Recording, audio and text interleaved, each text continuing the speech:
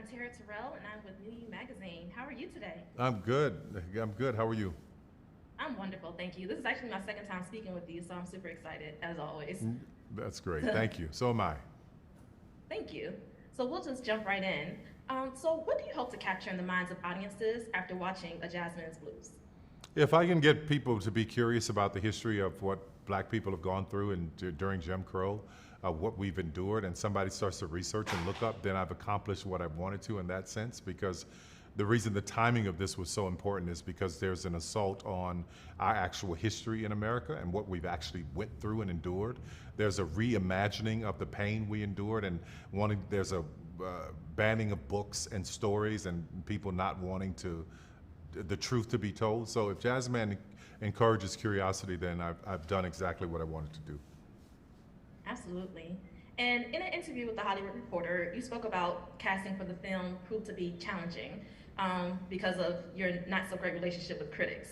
So, in the face of adversity, what do you do to reignite your spirit and maintain your mental and emotional well being? Well, it's always been prayer and faith for me, 100%. But also being graced with an audience who has endured and stood with me from the beginning, they can help you overcome a lot of things. Like my audience has I get emotional thinking about all the things that they have stood with me through as I learned, as I became better, as I messed up, in film and TV. They were always there, and to have that kind of undying support is really amazing.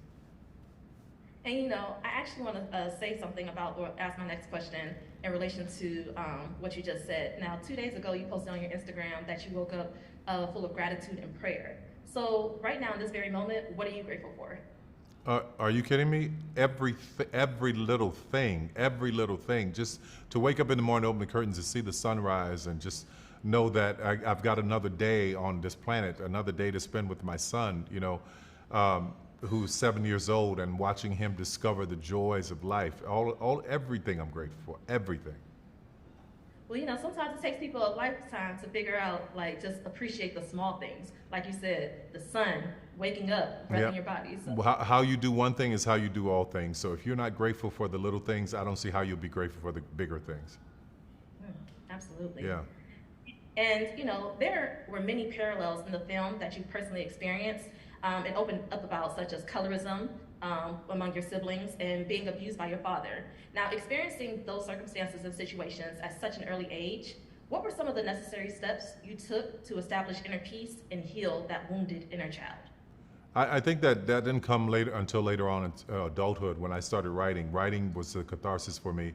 It was also very much the way I got to what was wrong is because every time I'd write a character, I'd ask, what is the motivation that this character did that? So I started asking those questions of my own life, like, why are you behaving this way? What is the motivation? And I was able to track down a lot of pains in my past and exercise them and pull them out so that I could move forward. So that was a lot of work, which still goes on today. For sure. It's a never-ending journey. Yeah. Healing and Yeah. yes, that place of peace. Yeah. So it was the first screenplay you've ever written, and it's almost 30 years. And I feel like just looking at your career trajectory, you have so many life lessons. So what's the most important lesson you've learned so far in life?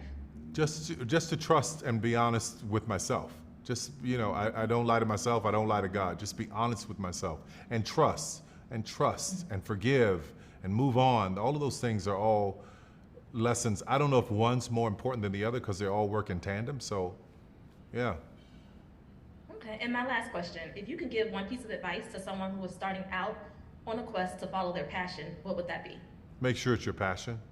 Make sure it's your passion, not something that you change every day or that you just woke up and thought about last week and then next week you want to do something else. You got to identify it as the thing that doesn't let you sleep at night until you get it done. That's passion. Yeah, absolutely. Well, thank you. This was great as always, and congratulations again. I Thank really you. appreciate you taking the time to speak with me. Thank you very much. I appreciate it. Thank you. Bye. Bye.